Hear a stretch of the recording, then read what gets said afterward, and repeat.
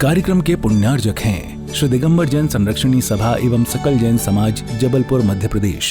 रक्षा के बहुत सारे साधन हो सकते हैं जिनके माध्यम से संसारी प्राणी अपनी रक्षा करने के लिए उद्यमशील होता है,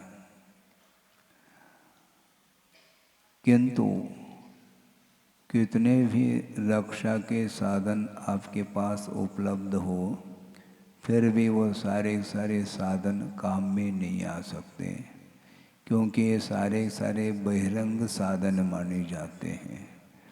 अंतरंग साधन तो एक आयु कर्म होता है जिसके बल से संसारी प्राणी जीवन जीता है। इसलिए सुरक्षा के साधन बहुत सारे हो सकते हैं और ऐसे स्थान भी मिल सकते हैं जहाँ पर कोई सुरक्षा का कोई प्रावधान नहीं है। इसके उपरांत भी उसकी रक्षा हो सकती है। हाँ, क्योंकि अंतरंग जब तीव्र पुण्य कर्म का उदय रहता है तो वहाँ पर प्रतिकूलताएं कितने भी मिल जाएं, तब भी उसके माध्यम से उसका जीवन कभी भी समाप्त नहीं हो सकता, क्योंकि अंतरंग कारण महत्वपूर्ण माना जाता है। आयु कर्म 10 प्राण होते हैं, उसमें महत्वपूर्ण जो है आयु कर्म माना जाता है, जिसके कारण वह जीवन जीता है। पर्याय मिलने के उपरांत उस पर्याय में अवस्थित रखने का कार्य जो होता है वह आयु कर्म का कार्य माना जाता है। इसलिए देव और नरगति को छोड़ करके अन्य 2 गतियों में मरण जो होता है वह सकाल भी हो सकता है, होता है, और अकाल में भी मरण हो सकता है। इसमें कोई बाधा नहीं है कि वस्तुतः कर्मबंध कर लेता है संसारी प्राणी, किंतु उसको ज्ञात नहीं रहता है कि कितनी आयु को लेकर के पर्याय को प्राप्त किया है। वो कोई भी नहीं जान सकता। प्रत्यक्ष ज्ञान का विषय बनता है, परोक्ष ज्ञान का विषय नहीं बन सकता, क्योंकि कर्म वह सूक्ष्म है। अवधि ज्ञान के माध्यम से जाना जा सकता है कि इसकी कितनी आयु है, आदि आदि। जैसे पुराण ग्रंथों में भी यह पढ़ने को मिलता है, सुकमाल के बारे में भी सोचते हैं कितने दिन की आयु थी, 3 दिन की आयु थी। इस प्रकार अवधि ज्ञानी मुनि महाराज के माध्यम से ज्ञात हो जाता है, तो वह वैराग्य के लिए वह कारण बनता है। किंतु वर्तमान में किसी के पास अवधि ज्ञान है नहीं, मनपरे ज्ञान भी नहीं है, केवल ज्ञान तो बहुत दूर की बात है। तो मति ज्ञान, श्रुति ज्ञान भी परिपूर्ण नहीं है। यद्यपि मति ज्ञान, श्रुति ज्ञान ये दोनों परोक्ष हैं, परोक्ष होते हुए भी उसमें भी पूर्णतः क्षोभशम नहीं है। बहुत अल्प मात्रा में क्षोभशम होता है, तो थोड़ा सा ज्ञान उसको हो जाता है। इसलिए जब आपको यह जानकारी नहीं है कि कितनी आयु है, और यह आगम के माध्यम से जानकारी तो आपको प्राप्त है कि मनुष्य और तिरंज गति में भिन्न भिन्न निमित्तों के माध्यम से अकाल में भी मरण संभव है। इसलिए अकाल से मरण को प्राप्त न हो, इस अपेक्षा से कुछ सुरक्षा की दृष्टि से प्रतिकूल वातावरण से उसको बचाया जा सकता है, औषधोपचार आदि के माध्यम से भी रोग से उसको दूर रखा जा सकता है। किंतु जो श्रमण होते हैं, विशेष रूप से परिचय उपसर्ग आदि को सहन करने की क्षमता जिसके अंदर है, वो कभी भी उपचार आदि को स्वीकारते नहीं। रोग परिचय बहुत बड़ा परिचय माना जाता है। क्षुधा परिचय से भी भयानक यह परिचय माना जाता है। संभव है आपके पास 5 उपवास करने की, 10 उपवास करने की क्षमता हो सकती है, आप कर भी सकते हैं, किंतु रोग यदि आ जाए तो फिर देखो क्या स्थिति बनती है। एक दिन भी निकालना बहुत कठिन होता है।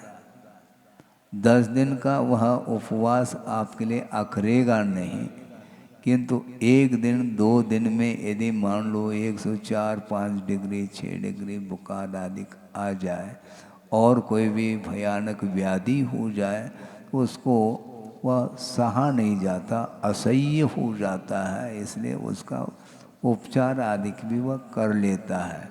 किंतु ऐसे भी मुनि महाराज होते हैं श्रमण, जिन्हें रिद्धि प्राप्त हैं, औषध रिद्धि, इसके बाद भी वो अपने रोग को दूर करने के लिए उसका प्रयोग नहीं करते। रिद्धि प्राप्त होने के उपरांत भी जो पूर्व का बंधा हुआ जो पाप कर्म है, जो विशिष्ट अनुभव को लेकर के है, उसका उदय हो जाए तो वह सहन करते रहेंगे, किंतु औषध रिद्धि का वो प्रयोग नहीं करते हैं। कितना साहस होगा उनके अंदर। वेदना, असह्य वेदना हो रही है और वेदना के साथ भी वह धर्म ध्यान कर रहे हैं। वेदना याश्च एक आर ध्यान का भेद आता है, किंतु वेदना के सद्भाव में भी उसको समता भाव के साथ सहन करते हुए धर्म ध्यान वो कर रहे हैं। हम और आप कहते हैं कि महाराज हम धर्म ध्यान कैसे करें? ऐसी कौन सी प्रतिकूलता आपके जीवन में आई है जो धर्म ध्यान नहीं कर पा रहे हैं आप? भयानक उपसर्ग आदि हो जाए तब भी धर्म ध्यान क्या, शुक्ल ध्यान हो रहा है उन्हें, और आप लोगों को 4 दीवारों के बीच में बैठ करके कौन सा परिचय हो रहा है, कौन सा उपसर्ग हो रहा है जो आप अपने आप को अक्षम पा रहे हैं धर्म ध्यान करने के लिए। सुख सुविधा के साथ धर्म ध्यान नहीं होता। विपरीत वातावरण में भी अपने आप के परिणामों को जो संभाला जाता है उसको धर्म ध्यान बोलते हैं। महाराज हम अच्छे अनुकूल वातावरण में ज़्यादा धर्म ध्यान हो जाएगा ना, ज़्यादा और कम से कोई प्रयोजन नहीं, धर्म ध्यान होना चाहिए। और धर्म ध्यान का अर्थ ही है वहाँ पर आर ध्यान और रौद्र ध्यान से वो ऊपर उठा हुआ होता है। आर्त रौद्र परित्याग तत् ही सामायिकम मतम, ऐसा कहा। फिर भी सहनन, दीर्घ सहनन आदि नहीं होने के कारण थोड़े बहुत वो अनुकूल वातावरण को चाह सकता है, उसकी इच्छा हो सकती है, लेकिन एन केन प्रकार से उसका वह प्रतिकार नहीं करेगा। रोग का प्रतिकार वर्तमान में इसलिए होता है क्योंकि दीर्घ सहनन नहीं है, किंतु आगम से हट करके एन केन प्रकार से उसका प्रतिकार करने का भाव वह नहीं करता है और नहीं करना चाहिए। परिसर विजय प्राप्त करने का पुरुषार्थ निरंतर होना चाहिए। ये बात अलग है कि यथाशक्ति करें, कोई बाधा नहीं, लेकिन छोटे छोटे प्रतिकूलता में भी वह उसका प्रतिकार का यदि भाव करेगा तो कभी भी वह धर्म ध्यान नहीं कर पाएगा। हाँ, कर ही नहीं पाएगा, क्योंकि समता भाव उसके अंदर नहीं आ पाएगा। थोड़े से जुकाम हुआ नहीं, उसके पहले ही उकाली तैयार रहती है, तो अब क्या सहन करोगे तुम? हैं? थोड़ी गर्मी पड़ी नहीं उसका प्रबंध। गृहस्थ के लिए बहुत कठिन है, इसलिए कहा है क्योंकि वो हमेशा सुख सुविधा के साथ रहना चाहता है और साथ में धर्म ध्यान भी करना चाहता है। समस्या है दोनों एक साथ कैसे संभव है। बल्कि कल परसों भी ये बात कही थी, जितनी अनुकूलता होगी उस अनुकूल वातावरण में धर्म ध्यान करने के लिए वैराग्य चाहिए, नहीं है तो उसमें वह सो जाता है। अनुकूलता में कभी भी धर्म ध्यान बनता नहीं है, इसलिए थोड़ी बहुत प्रतिकूलता ही हमारे लिए इष्ट है, ताकि कम से कम धर्म ध्यान तो कर सकें। नहीं होता है वो, तो इसलिए ये कहा जा रहा है कि रक्षा करने के बहुत सारे साधन हो सकते हैं, किंतु यदि आयु कर्म यदि बलवान है और वह क्षय को प्राप्त हो रहा है तो आप नहीं बचा पाएंगे किसी को, ये कल कहा गया था। मान लो आपने प्रबंध कर लिया अस्त्र शस्त्र आदि, अब कौन मुझे मार सकता है? भैया तुम्हें कौन मारने के लिए आ रहा है? कोई नहीं आ रहा है, आप निश्चिंत रहो। इतने प्रबंध करने की आवश्यकता भी नहीं, और इतने प्रबंध करने के उपरांत भी यदि आयु कर्म अंत होने को है तो कोई नहीं बचा पाएगा फिर। इसलिए वर्तमान में अर्थात संसार दशा में संसारी प्राणी का जीवन जो चल रहा है वह पराधीन है। कभी भी बिजली गोल हो सकती है, उसी प्रकार कभी भी वह जीवन का अंत हो सकता है। इसका कोई भी तारीख निश्चित नहीं है, कोई तिथि निश्चित नहीं है। हाँ, कि अमुक तिथि के दिन हमारा अवसान होने वाला है, कोई ज्ञान थोड़ी है अपने को। कोई ज्योतिषज्ञ हो तो बात अलग है, निमित्त ज्ञान के माध्यम से थोड़े बहुत जानकारी रख सकता है। लेकिन जानकारी रखते हुए भी अंतरंग जो कर्म है वह किसी के अंडर में नहीं है, क्योंकि वह प्रकृति मानी जाती है। प्रकृति को वश में नहीं रखा जा सकता, उसका प्रभाव तो पड़ेगा। तो ऐसी स्थिति में अपने को इन सारी बातों को जानते हुए धैर्य के साथ प्रतिकार का भाव नहीं करते हुए धर्म ध्यान करने के लिए कहा जा रहा है। इसके उपरांत भी इस प्रकार की स्थिति को समझते हुए भी जो अन्यान्य देवी देवताओं के शरण में जाता है वह किसके कारण जाता है, ये इस अगली कारिका में स्पष्ट कर रहे हैं। एवं पेछंतो विहु गह भूय पिसाय जोइणी जखम शरणम मन्नय मूढ़ो सुगाढ़ विच्छत भावादो। एवं पेछंतो विहु, अर्थात पूर्व कारिका में जो विषय आया था कि अति बलिष्ठ व्यक्ति भी हो और शूरवीर भी हो, फिर भी वह मरण से रहित नहीं हो सकता, ऐसा कहा था। रक्षा, जिसकी रक्षा की जा रही है अनेक प्रकार के साधनों के माध्यम से, फिर भी वह मरण से ऊपर नहीं उठ सकता, उसका अवसान होना अनिवार्य है। इस प्रकार जानता हुआ भी फिर भी किसका आलम्बन ले रहा है? ग्रह, नवग्रह है, ये हमें बचा देंगे। कौन कौन से ग्रह है? आदित्य अर्थात सूर्य है, सोम अर्थात चंद्रमा है, मंगल है, बुध है, बृहस्पति है, शुक्र है, शनि है, राहु है और केतु है। ये सारे ये ग्रह माने जाते हैं। इनके माध्यम से अपनी रक्षा करना चाहता है। इनके माध्यम से आप अपनी रक्षा करना चाहो तो उनका अवसान होगा क्या नहीं? फिर नवग्रह में रहने वाले, विमानों में रहने वाले जो देव हैं, भवनत्रिक संबंधी ज्योतिष देव, वे कभी उनका मरण होगा क्या? नहीं। जब उनका स्वयं का मरण निश्चित है तो वो तुम्हारी रक्षा कर सकेंगे क्या? इसके बाद भी देवादि देव को छोड़ करके इनके पीछे भागता फिरता है। भारी समस्या है।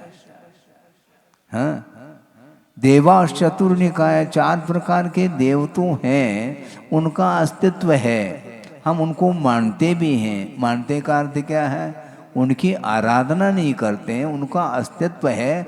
और वे सारे सारे चतुर्निकाय देव असंयमी है, और असंयमी के सहारे से हमारा जीवन टिकेगा क्या?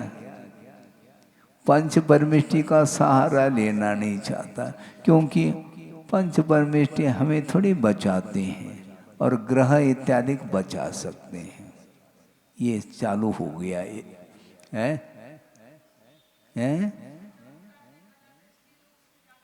हाँ ठीक है ना। अब आजकल की बात थोड़ी अनंतकालीन है, परंपरा चल रही है, उसको कौन रोकने वाला?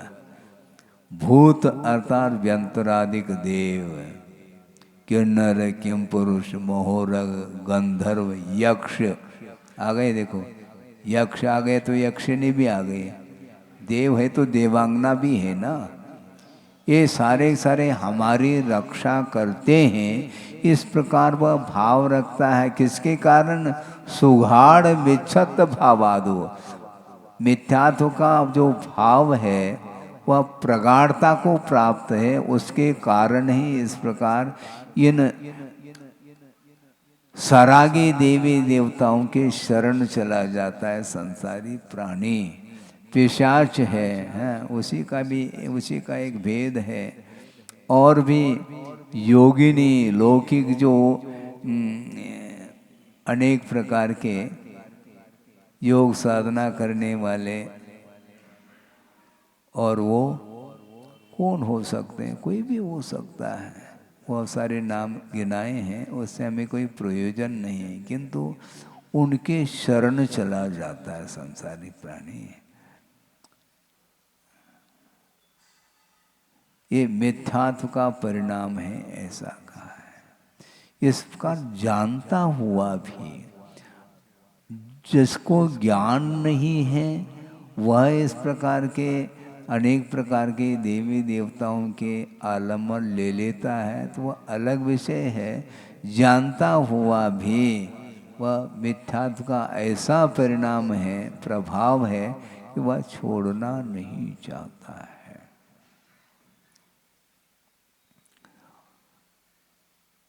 भगवान की आराधना करने से जीवन नहीं टिकेगा मतलब, और अन्य देवी देवताओं के उपासना करने से जीवन की रक्षा होती है, इस प्रकार की विपरीत मान्यता उसके अंदर आई है।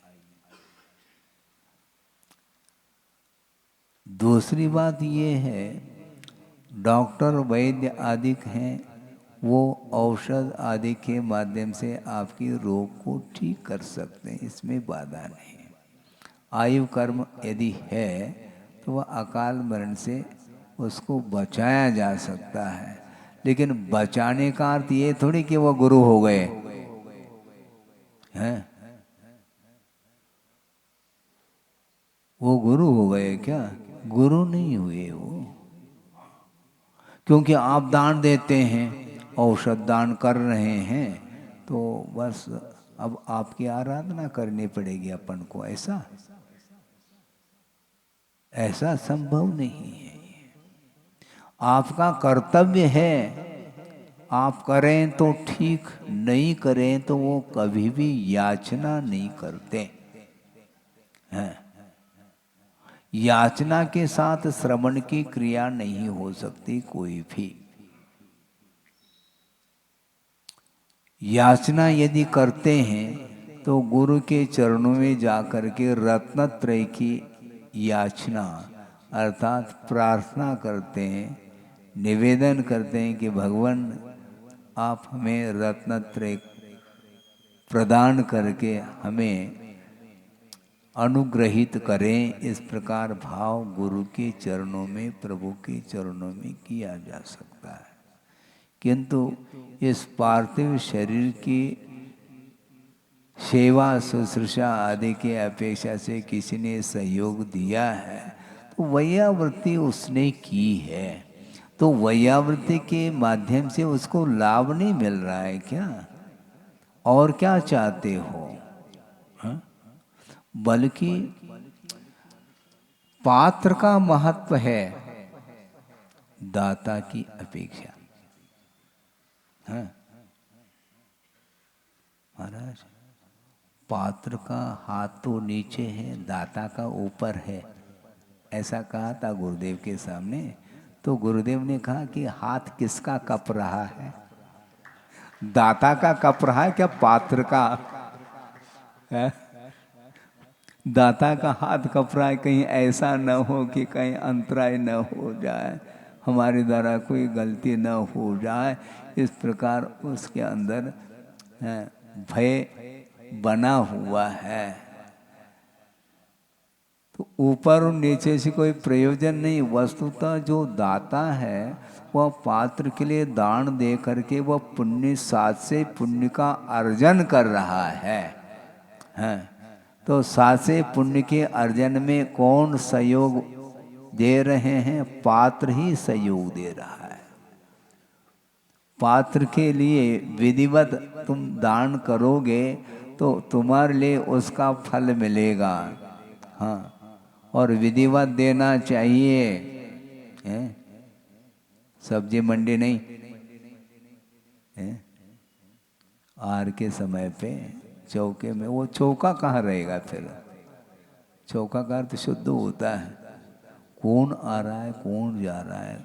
ये बहुत इसमें कई बार कहने के उपरांत भी उसमें सुधार नहीं हो रहा है। हाँ, और उसी समय सारे सारे रिलेशन, महाराज ये हमारे ये चाचा है, ये चाची है, हमने सोचा कि पापा है क्या? नहीं, सारे सारे चाचा ही हो गए हैं। उसे जब ये सारे सारे आपके संबंधी लोग हैं तो पड़गान में तो वो दिखे नहीं, हाँ? बाद में क्यों आ रहे हैं वो चौके में? हाँ?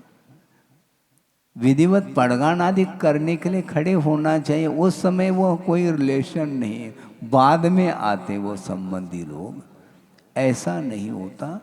बाय चांस कभी कभार कोई अलग वस्तु, किंतु विधिवत नवधा भक्ति पूर्वक ही आहार देना चाहिए।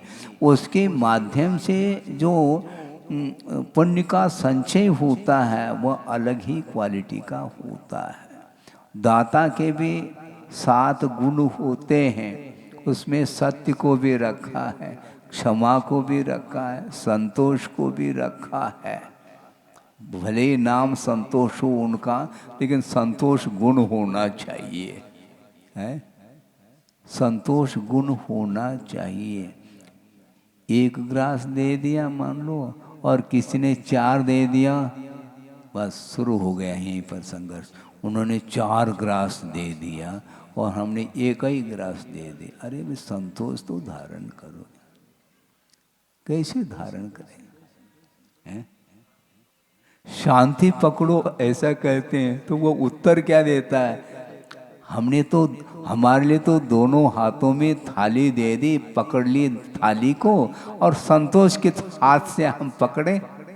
2 ही तो हाथ हैं हमारे पास और दोनों हाथों से हम थाली पकड़ रखा है हमने, और आप कह रहे हैं संतोष शांति पकड़ो। कहाँ से पकड़ूं मैं? होता है ऐसा, क्या कर सकते हैं? आकुलता होती है, नहीं होना चाहिए। कहने का तात्पर्य ये है कि वस्तुतः दान देने वाला जो दाता है वह पात्र के लिए दान दिया जा रहा है, इसलिए पात्र का बहुमान, उसका आदर इत्यादि होना चाहिए। क्योंकि पात्र के अंदर याचना का भाव नहीं है। विधिवत आगम के अनुरूप यदि मान लो आहार मिलता है तो वह ले करके आता है, वरना किसी एक के प्रकार से आहार को वह संपन्न नहीं कर सकता। हाँ, ये स्नान समिति है और मौन धारण करके वह आहार लेता है, बोलना ही नहीं वहाँ पर, बिना बोले, संकेत भी नहीं, हूँ हाँ संकेत करोगे तो सीधा बोलो ना, क्या बात हो गई, कम से कम समझ तो ले। वो मौन की भाषा तो आप जान नहीं पाएंगे, इसलिए जिसको मौन है वह कोई भी संकेत ना करें और लेकर के आ जाए, जो मिलता है जैसा मिलता है। विधिमत प्रासुक वह देता है तो उसमें कोई बाधा नहीं है। तो इसलिए पात्र के लिए वह दान दे रहा है, और दूसरी बात उसके लिए, पात्र के लिए दे रहा है तो केवल पात्र के लिए सब कुछ मिल रहा है ऐसा नहीं। उस दान के माध्यम से रत्नत्रय की आराधना वह करता है, श्रवण, इसलिए सम्यक ज्ञान आदि की अभिवृद्धि होती है। उस दान के माध्यम से यह पात्र के लिए लाभ हुआ, और दाता के लिए जो है वह पुण्य का अर्जय संचन, पुण्य का संचय करता है। लेकिन भावों के ऊपर ही निर्धारित है, भाव महत्वपूर्ण है। द्रव्य तो प्रासुक है, किंतु भावों में भी प्रासुकता आनी चाहिए। भावों में प्रासुकता कैसे आएगी महाराज? परिणाम उज्जवल रखना चाहिए, ईर्ष्या अधिक नहीं करना चाहिए, अनादर के साथ नहीं देना चाहिए। प्रफुल्लित मन हो करके वह देता है तो उसके माध्यम से वह पुण्य का संचय करता है। तो इसलिए आचार्य ये कहना चाह रहे हैं कि वस्तुतः दान के माध्यम से आयु कर्म की भी रक्षा हो रही है। तो आयु कर्म की रक्षा का अर्थ इतना ही है कि आयु कर्म की उदीर्णा रुक जाएगी। आहार यदि नहीं लेंगे तो आयु कर्म की उदीर्णा होगी और अकाल में मरण हो सकता है, ये इसका आशय है। इसलिए इस प्रकार जानता हुआ भी वो अन्यान्य देवी देवताओं की उपासना करने का भाव रखता है, तो ये केवल मिथ्यात्व का ही एक परिणाम है, ऐसा कहा जा रहा है। सम्यक दर्शन मलिन होता है, भय के वशभूत होकर के, स्नेह के वशभूत होकर के, आशा के वशभूत होकर के, लोभ के वशभूत होकर के वो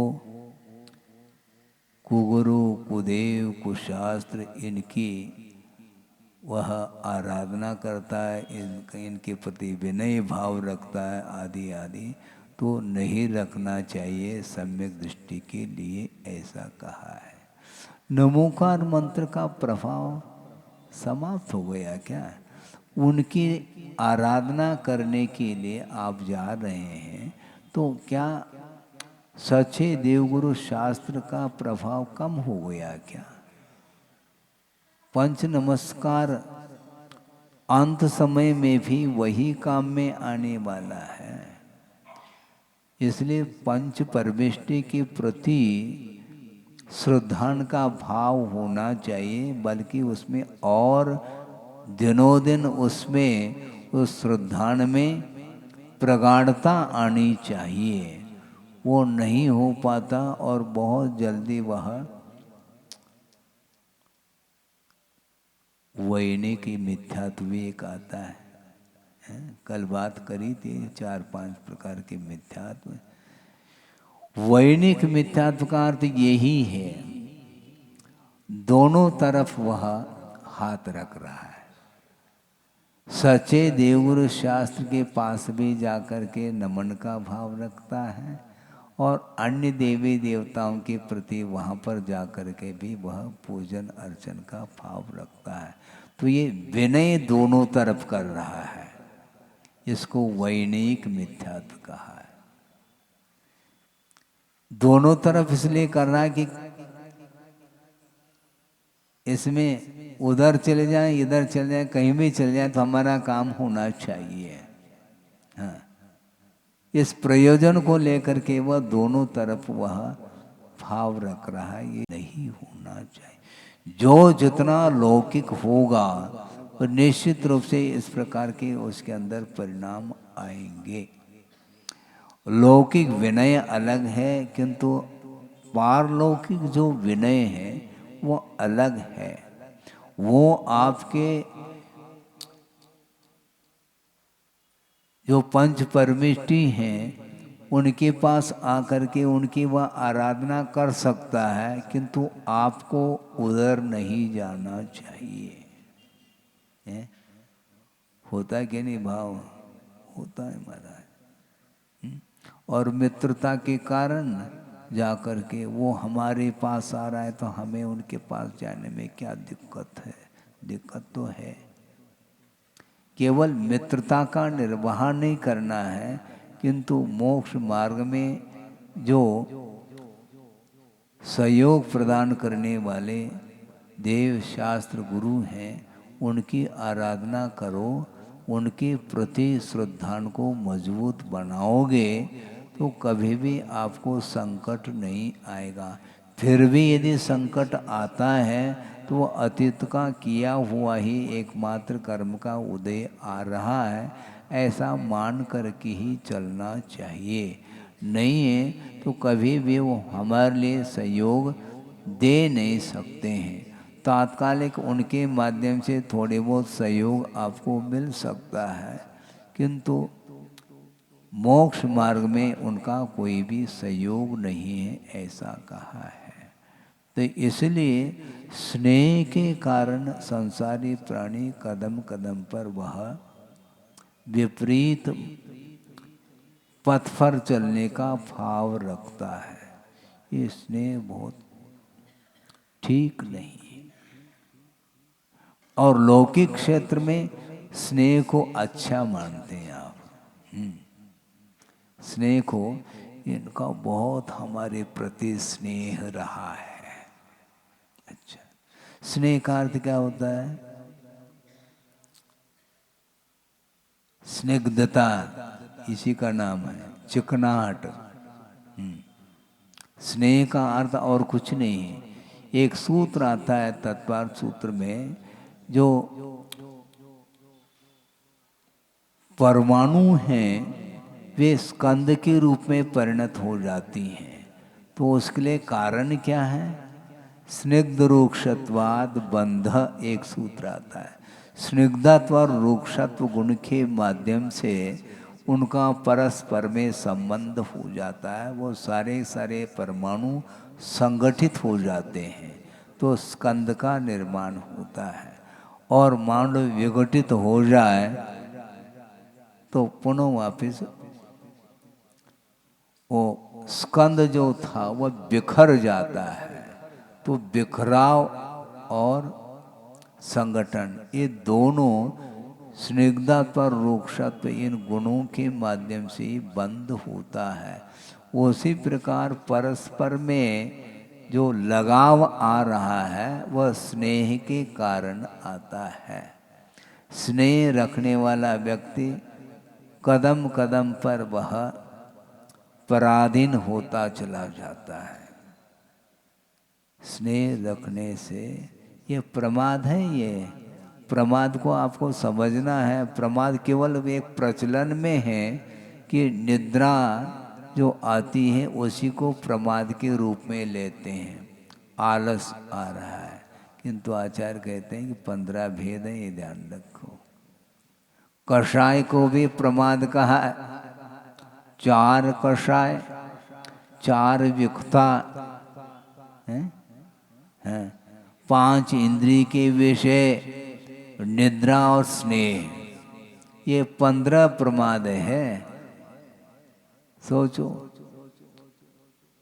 क्रोध कर रहा है वह भी प्रमाद है, मान, माया और लोभ ये सब प्रमाद के अंतर्गत आते हैं। और प्रमाद का स्वरूप ही स्पष्ट किया है आचार्यों ने कि कुशलेषु अनादरः प्रमादः। धार्मिक कार्यों में अनादर का भाव रखना, वो साहित नहीं होना, यह प्रमाद माना गया है। किसमें आदर भाव रखता है? अपना प्रयोजन जिसके माध्यम से सिद्ध होता है उसके प्रति वह आदर भाव रखता है, उसका पक्ष लेता है। भगवान का पक्ष नहीं लेता, गुरु का पक्ष नहीं लेता, किंतु हमारा प्रयोजन सिद्ध होना चाहिए। जिससे सिद्ध हो जाए उनके प्रति वह झुकाव रखता है। झुका रहा अपना माथा, कहाँ पर झुकाना चाहिए ज्ञात ही नहीं उसको। सच्चे देव गुरु शास्त्र के चरणों में उसको झुकना चाहिए, नतमस्तक का भाव होना चाहिए, किंतु नहीं है। क्योंकि भीतर कुछ ऐसे उद्देश्य रहते हैं, उस उद्देश्य की पूर्ति जहाँ पर होती है, चाहे वह अवगुणी हो, चाहे वह असंयमी हो, कोई भी हो, उसकी प्रशंसा करने के लिए वह तत्पर हो जाता है।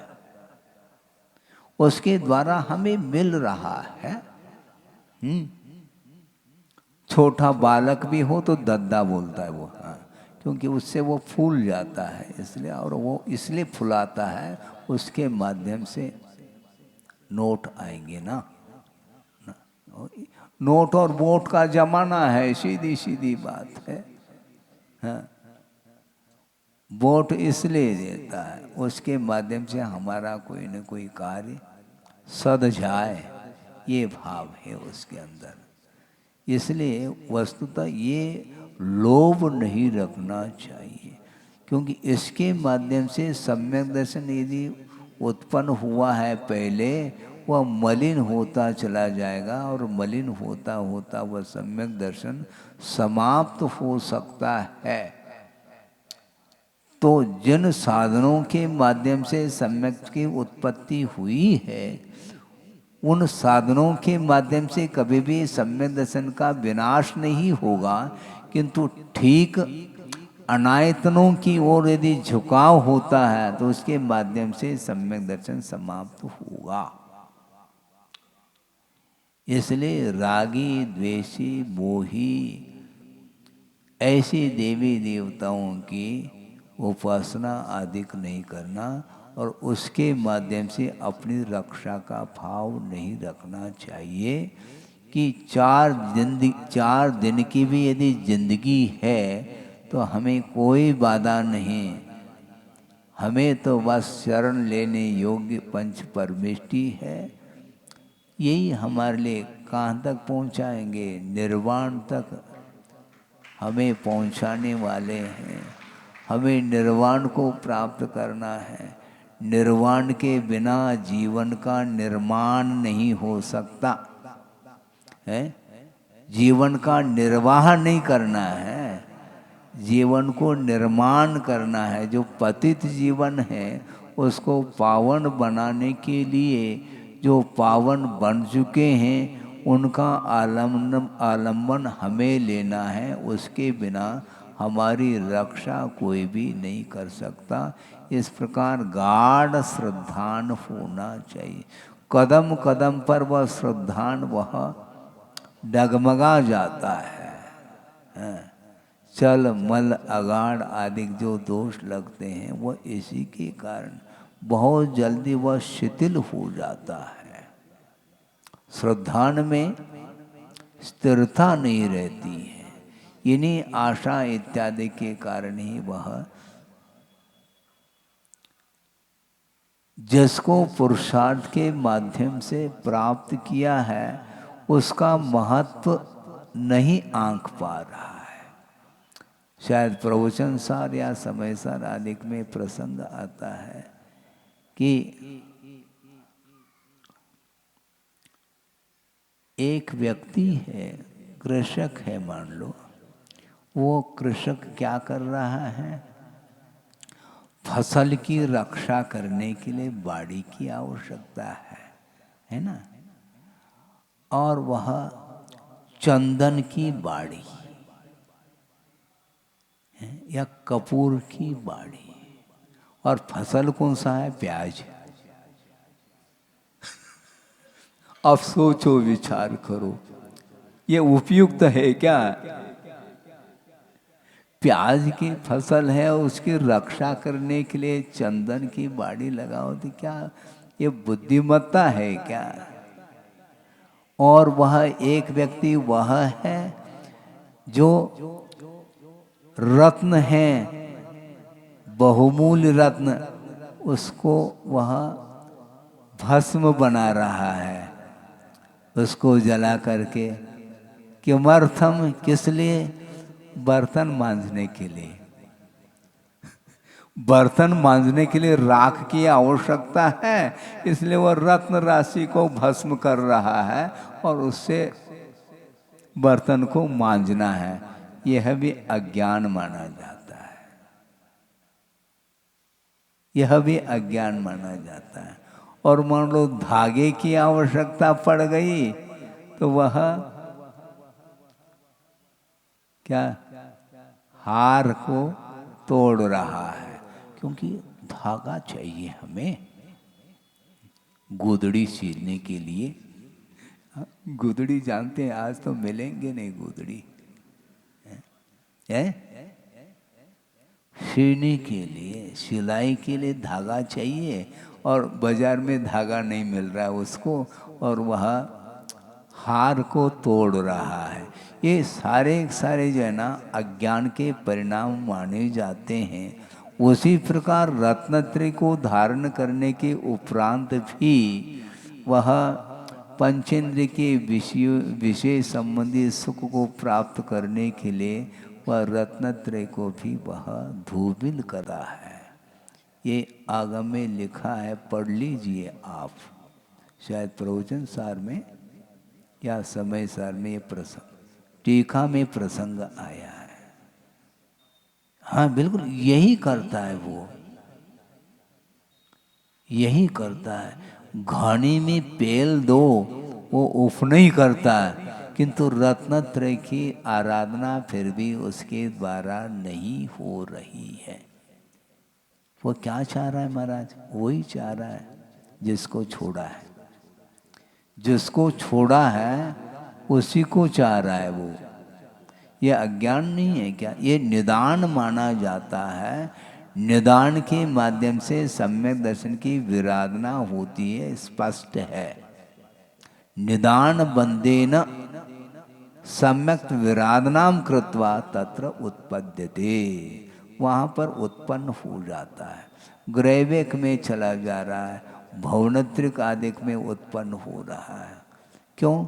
निदान के भोगों की आकांक्षा इसको प्रतिपल सता रही है, तृष्णा जिसको बोलते हैं, उसके कारण वह बहुमूल्य वस्तु का मूल्यांकन नहीं कर पा रहा है। ये बहुमूल्य वस्तु, ये इसकी उपयोगिता किसमें होगी इसका उसको भान ही नहीं है, इसलिए इस प्रकार दुरुपयोग करता है। ये जो पर्याय मिली है इसका उपयोग करने के लिए बुद्धि चाहिए, और बुद्धि काम नहीं कर रही है।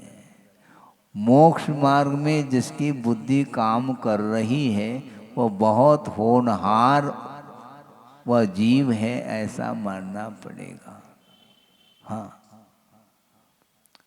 और लौकिक क्षेत्र में बुद्धि काम करती है उसकी, इसलिए उधर चला जा रहा है। उसके माध्यम से भौतिक पदार्थों का वह लाभ चाहता है, जबकि उसका वह लाभ वह पतन के लिए कारण है, ये ज्ञान नहीं हो पा रहा। बड़े बड़े जो कॉलेज यूनिवर्सिटीज आदि हैं उनमें परमार्थ संबंधी कोई भी ज्ञान नहीं दिया जाता। केवल भौतिक वस्तुओं के उत्पादन आदि के अपेक्षा से ज्ञान वहाँ पर मिल जाता है। इंजीनियरिंग कोर्स करता है, डॉक्टर लाइन में भी जा रहा है, और भी बहुत सारे फील्ड हो सकते हैं, तत्संबंधी वह ज्ञान प्राप्त कर रहा है, और वह ज्ञान वह सांसारिक क्षेत्र में काम में आ रहा है, किंतु मोक्ष मार्ग के क्षेत्र में उसकी कोई भी उपयोगिता सिद्ध नहीं होती है। आप अपने बच्चों को भेजते हैं, क्या वो केवल ज्ञान प्राप्त करके आ रहे हैं क्या? 2-4 डिग्री ले करके आ गए, बस इतना ही है। उन डिग्रियों से क्या प्रयोजन है? हाँ, प्रसिद्धि पाने के लिए वो कर लेता है। आचार्य कहते हैं प्रसिद्धि की हमें कोई आवश्यकता नहीं, हमें तो सिद्धि की आवश्यकता है। हमें सिद्धत्व पद मिल जाए, हैं, उससे बढ़ करके और कोई भी पद नहीं। मोक्ष फल प्राप्त, ये कई लोग प्राप्ताय बोलते हैं, वो ठीक नहीं है। मोक्ष फल प्राप्ताय नहीं, प्राप्त ये प्राप्ति शब्द है, और उसमें प्राप्त ये ऐसा बनता है जैसे तद्गुण लब्धये, लब्धाय नहीं लब्धये, इन्हें गुणों की उपलब्धि के लिए। उसी प्रकार मोक्ष फल की प्राप्ति के लिए मैं फल चढ़ा रहा हूँ।